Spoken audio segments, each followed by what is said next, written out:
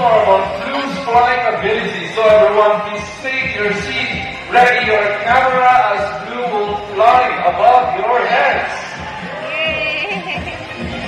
So once again, Blue is our blue and gold macaw. Blue and gold macaw is a beautiful shade of blue on their back and a solid shade of yellow on their belly and in their wings. Their eyes and wings are solid black. Blue and gold macaw belongs to a large group of parrots measuring about 80 centimeters in length and can live up to 70 years old. These birds can be found in Brazil, Bolivia, Peru, and Paraguay. They can be able to see nuts, fruits, durian, papaya, rambutan, and they also love thorns. Their scientific name is Ara. There you go. I'm going to say right. How about run out now for a flying macaw?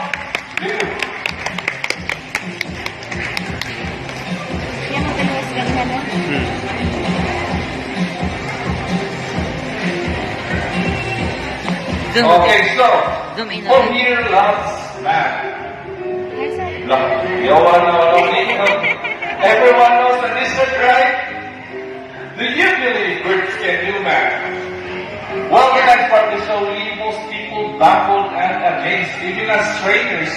But before we call in our mathematical CEBU numbers between 1 to 20. What number? 1 to 20. 5. Okay, how about the second number? 4.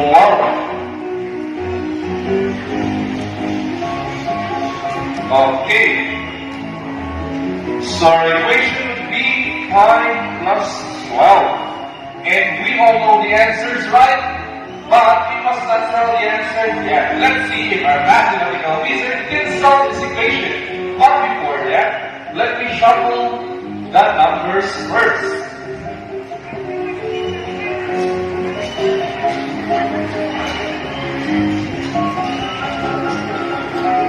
Okay, so now the numbers have been shuffled. Let's see our mathematical wizard. Snow. Well, snow is Zarmalukan Kakatu. Scientific name is Kakatua monocentrus. So this bird is endemic in Sarawak archipelago in eastern Indonesia. They are the largest among the white cockatoos. So snow is a very loud bird and can mimic almost any sound. So no-wonder mo guys na medyo familiar of now si snow.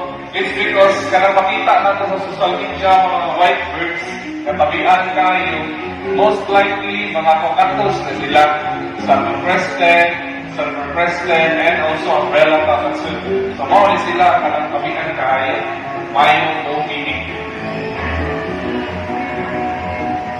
So as you can see, snow right there, have a crest feather on its head. So lahat na siya crest feather sa iyang ulo. Lataas kayo, more sa ito different reasons. Kung ma-frighten siya, kung mahadlok, or kung excited siya sa trainer. Okay, trainer Ed. Our equation is 5 plus 12. Kaya ka, Snow? Kaya? Okay, we'll see. Okay, Snow, please solve the equation for us. Repeat the first number. So Snow really loves math. Come on, Snow. Okay, Snow, complete your answer. There you go, Snow. 5 plus 12 is equal to still 17. How about a round of applause for mathematical wizard? Snow.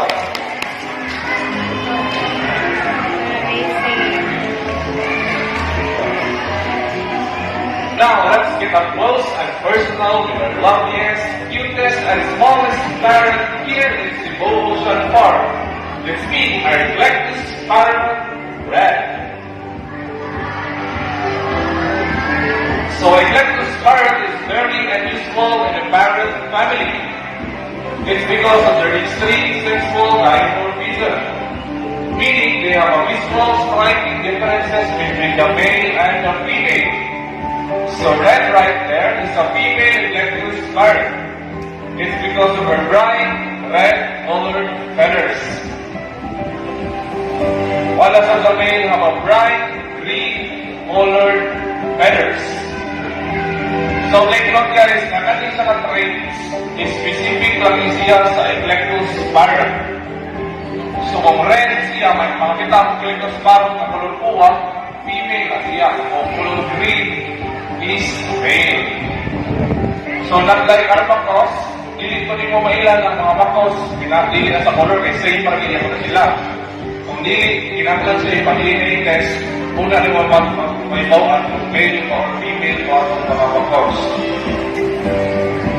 So electus parrot will likely live up to open years, 30 years old, while our makos can live up to 70 years old. So take a close look and have an interaction with our loveliest, smallest parrot here in CEBU Ocean Park. Yes, yes.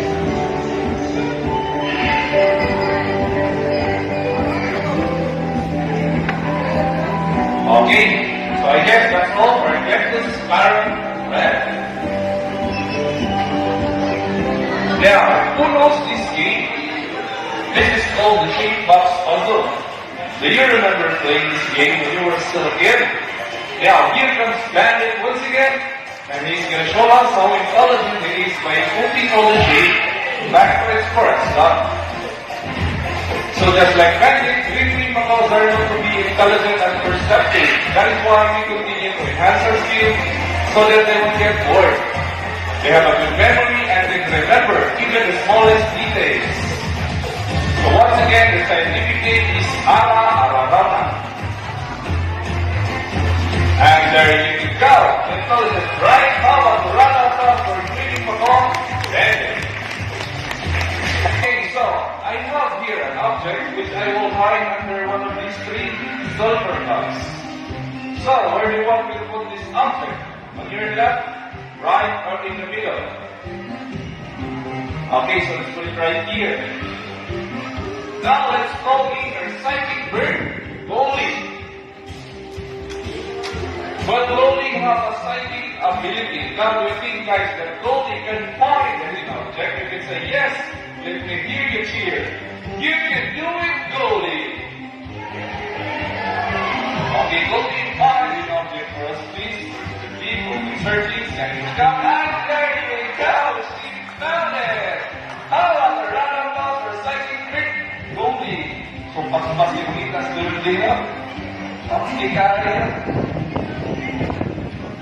So, for the next verse, we would like to show you is different from our colorful parrots. So this bird is known as birds of prey or raptors. Raptor means to seize or take by force. Now this bird hunts using their strong talons and beaks. There are 426 kinds of raptors around the world, but here in CEBU Ocean Park we have two different kinds. The Brahminy kite and the Philippine serpent eagle. Now first off, let's meet our Brahminy kite, Kingdom. Brahminy kite are scientifically known as Aliaspor indus. They are locally known as Slawi or Banok in the Visayas region. So these birds can be found in Indian subcontinent, Southeast Asia, and Australia where they are known as redback sea eagles. So kung nakita ng mga talkshow ni Kuya King guys na matanglaw yung mga ilang branding. As you can see, eagles have bigger and stronger body. They tend to prey on bigger animals such as rodents, snakes, birds, and elephants. Natulog. Wala mo siya natulog. Wala doon dapat malapan na. Wala siya nakita.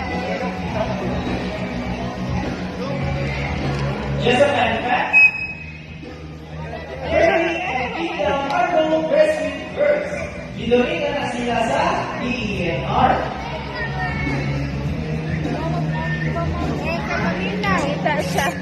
Nangita siya kasa.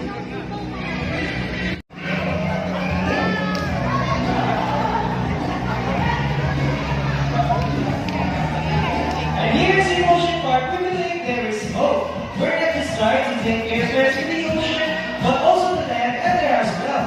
Now, who knows the 3 R's of performance of disposal? It is reduce, reuse, and recycle. Very good. Here comes Azul once again, and he's going to show us how to do the performance of disposal by following the 3 R's. It keeps our environment fresh and clean, saves the earth from global warming, and reduce environmental pollution. See, if Azul can do it, then so can we.